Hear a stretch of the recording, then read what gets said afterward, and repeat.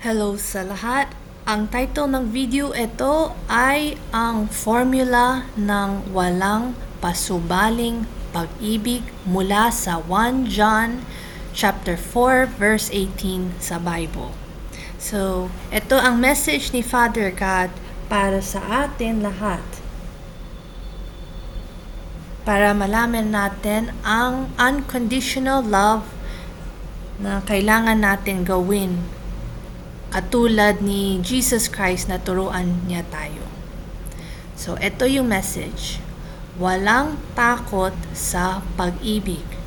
Ngunit, ang ganap na pag-ibig, ang pag-ibig ng Diyos ay nagtataboy sa lahat ng takot. Number 1, paglilingkod sa kapwa. Tratuhin ang mga tao ayon sa kung paano mo gustong tratuhin ka. Igalang at maging mabait sa lahat, anuman ang paraan ng pakikitungo nila sa iyo. Number 2, magpatawad upang ikaw naman ay mapatawad. Magpakatapang at magpakumbabang humingi ng tawad sa lahat ng taong iyong nagawan ng mali. Number 3, pagmamahal sa iyong mga kaaway. Pagpalain ang mga sumusumpa sa iyo. Ipanalangin ang mga umabuso o masama ang pakikitungo sa iyo. Gumawa ng mabuti sa kanila nang hindi umaasa ng anumang kapalit. Mahalin sila ng may malinaw na mga hangganan, boundaries, upang hindi ka magkasala dahil sa kanilang negatibong impluwensya sa iyo. Minsan, ang simpleng pagdarasal para sa kanila ang pinakamainam na paraan ng pagmamahal. Bagaman, dapat mong pakitungkuhan ng may paggalang ang mga anak ni Satan, gaya ng paggalang mo sa lahat ng tao. Tandaan mong masasamang tao sila, kaya naman hindi ka dapat makipagkaibigan o makipag-usap sa kanila dahil maari nitong sirain ang mabubuting aral ng natutunan mo mula kay Jesus Christ. So, let's review yung paano bang to do the unconditional love of the Lord Jesus Christ. Number 1, kailangan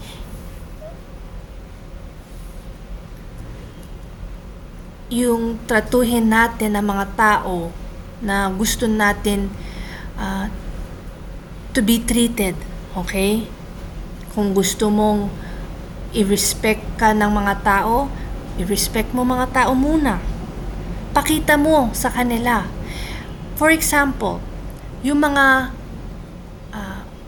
magulang, gusto nyo i-respect kayo ang mga anak nyo, o pakita nyo, i-respect mo sila din at mga tao. Pero kung pakita mo sa mga anak mo masama kang tao sa mga tao iba, na magalit ka sa pamilya mo or so, ganun din ang gawain nila. Kasi you set an example sa kanila. Tapos matataka ka sa kanila, bakit si ganon, daddy or si mommy pwedeng magmura, pwede din ako magmura. 'Diba? So, yun ang gano mo. Kailangan, kung gusto mong to be treated well, show by example. Ayusin mo ang buhay mo, pakita mo, nagbago kang buhay.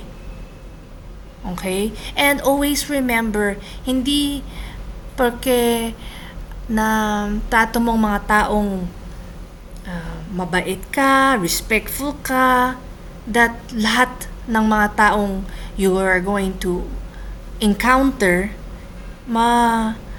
gawa yun sa'yo din. Hindi, syempre, meron din mga masamang tao.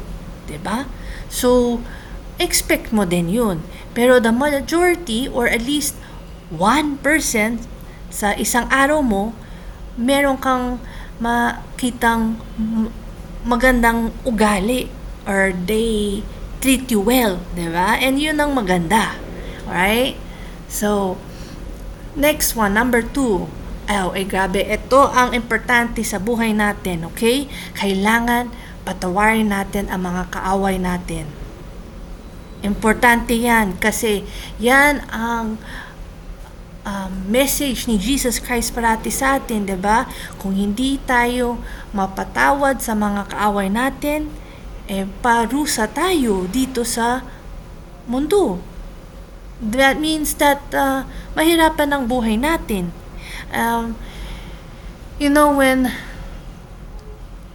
napunta ako sa PGH hospital and ibang mga hospitals, and yun ang parati namin nagpa-preach, patawarin ang mga kaaway mo para alisin ang samang loob mo, kasi yan ang the main cause bakit meron kang sakit. Stress yan eh. Galit yan eh sa puso mo. Ikaw ang nagawang yung hindi ng kasalanan ng magalit na you keep it, but yung sickness mo galing sa galit mo, that ayaw mo patawarin ang mga kaaway mo. See? So then, anong mangyayari? Ang dami mong utang sa mga doctor's fees and gamot kasi ayaw mo magpatawad. Simple lang, patawarin mo. Ayaw. Magdusa ka sa sakit mo. See, there's always a consequence. But mahal tayo ni Father God, Jesus Christ, at Mommy Holy Spirit. Right? So, gusto nila na magandang buhay natin. Pero yun ang sa buhay natin, meron tayong choice, free will. Sana piliin nyo ang tama. Huwag kayong mag-rely sa emotions nyo.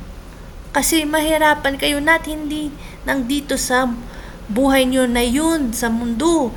Pero kung bit-bit nyo pa rin yung samang loob and mamatay ka, pupunta ka sa impyerno. Mas lalong grabing parusa doon. And forever yun. Okay? So please, isipin nyo ang buhay nyo at kaluluwa nyo patapos mamatay kayo dito sa mundo. Gusto nyo bang pumasok sa langit? Patawarin nyo. Hindi ibig sabihin na patawad mo ang tao, hingi silang patawad sa'yo or mabait na sila sa'yo. Hindi yun. Okay? Yung pinatawad mo sila, regalo mo sa sarili mo. Kasi you let go of yung samang loob, yung stress, yung worry, yung lahat, yung stress talaga. Tapos I'm sure 100% alam ko gagaling ka. Or in fact, maginhawa ka ang pakaramdam mo. Kasi wala yung burden, yung parang it's a heaviness in your puso. Right? So So, importante yun. And also, okay, ito, kailangan kung meron kang nalaman na nasaktan mong tao, hindi lang physically, emotionally, mentally, hingi kang patawad. Kasi kasalanan din yun eh. Magkumbaba ka. Kasi kung hindi ka magkumbaba at aminin mo ang kasalanan mo at hingi kang patawad, kasalanan pa rin yun. Even though born again Christian ka or believer ka, hindi ka papasok ka sa langit kung hindi ka hingi ng patawad. And most especially, hingi kang patawad kay Father God. Kasi nasaktan natin siya, si Jesus Christ and Mommy Holy Spirit. Parati. Kasi when makasala tayo, we hurt their feelings. Kontra tayo, rebelde tayo sa kalooban ng Diyos. Hindi tama yun, di ba? So that's why hingi tayong patawad. Araw-araw yan. Okay? Number 3 is yung mga kaaway natin. Importante that, di ba, sa mundo natin, and especially sa Philippine culture, kung wala ang turo ni Jesus Christ, anong turo ang Pilipino? Magganti. You know where you can find that, yung turo yan? Sa TV shows, sa pelikula. 'Di ba? Puro sampalan, ganti. Yung action movies, 'di ba? Mga masamang yan eh. And kung you follow it, pupunta ka sa impyerno. That's why wag kayong panoorin yung mga bad examples. Paano mong gustong magbagong buhay kung yun ang parating mong panoorin? Yung gantihan, ayoko patawad. So, paulit-ulit na makita mo yun, what will happen? You will do it then. You see? Nabe-brainwash ang daming mga Pilipino kasi napanood nila ang mga masamang ugali ng yung TV shows, movies. Hindi naman totoo yan. Tapos napanoorin nyo. And at the same time, let me remind you, before mapanoorin or you watch yung mga TV shows, movies, tanungin mo sa sarili mo, ito ba will help me to better yung buhay ko? Or baka kasi pang relax lang to, enjoy lang. Kasi kung hindi tutulungan that TV show or movie yung buhay mo magbagong buhay, mas maganda, then waste of time. At the same time, bad influence yun. Ano pa yung tanungin mo sa sarili mo, ito ba, tutulungan ba sa akin papasok ako sa langit? Hindi. 100% hindi, di ba? Right? Unless marinig mo ang mga preaching katulad ng mga pastors, di ba? Online. Yun, maganda yun. Kasi tungkol kay Jesus Christ, tungkol sa langit, impyerno. Yun ang importante. Kasi hindi mo alam kailan ka mamatay. Ready ka ba? Okay? And importante nang magdasal tayo sa mga kaaway natin. Sometimes, that's the best thing nang Especially sa akin, yung ang daming naaway sa akin kasi I speak the truth. Magsisi kayo sa lahat ng kasalanan nyo. Hindi naman na judge ko sila. Yun ang katotohanan sa Bible, right? Ako din. Sabihin mo sa akin yun, thank you. Gawin ko. Kasi Totoo eh, kasi ayokong pumunta sa impyerno. Pero yung mga na galit sa akin is kasi guilty sila. And ayon nilang marinig yun. Pride. See? Lastly, mga Satanist, mga madami yan ng masamang tao. Okay? Yung mga kakulam, makita nyo sa Quiapo, right? Sa punta kayo doon and hingi kayo ng hula. Ay, mga Satanist yun. Mga anak ng demonyo yun. Tapos pupunta kayo doon na mahuhula kayo ng ano yung buhay nyo.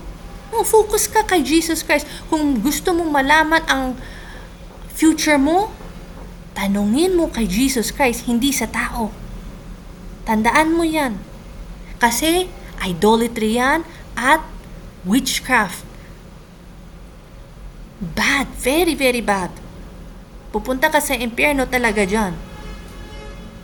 Kailangan mag-repent ka dyan. Okay? So, yun ang message ni Father God para sa atin. Sana natuto kayo and please share this para mas madaming mga Pilipino malaman ang katotohanan tungkol sa unconditional love na turo ni Jesus Christ para sa atin gawin pang araw-araw tapos i-pass down natin sa mga tao para mas madaming taong merong the love of Jesus Christ sa puso nila, hindi puro masama ang puso or matigas ang puso. Kailangan marinig ng madaming tao na yun itong mensahe kasi malapit na darating si Jesus Christ. Ready ka ba? Papasok ka ba sa langit talaga? 100% sure? So, time right now is the time to repent. Get right with God. Ito ang end of message. May Jesus Christ bless you.